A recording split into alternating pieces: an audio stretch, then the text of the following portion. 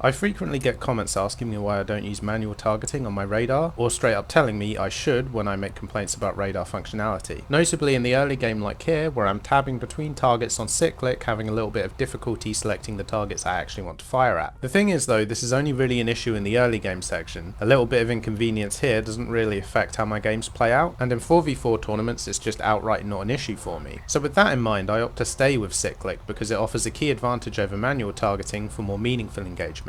I'm just going to hop into test drive to show you what I mean quickly. I'll use this AI here as my target. It's beyond 20 kilometers, so HMD is out of the question, so I want to make an off-ball launch without leaving a defensive position as quickly and efficiently as possible. My TWS is placed on the gimbal limit of my radar, and as I turn in, as soon as my radar sees the AI, cyclic targeting causes my TWS to immediately snap to a soft lock, allowing me to fire and go back to a relative notch very easily. I do not have to touch my radar controls during this maneuver. Now let's look at that same scenario with Cyclic switched off. You can now see my manual targeting cue on my radar screen. If I try and turn in and fire, the issue now is, unless I've managed to pre-position my targeting cue at the correct range on my scope, which is already an additional workload, then when my radar sees the target, it does not pick up the soft lock, meaning I have to move the targeting cue to get the lock and launch, making the whole process longer and more difficult.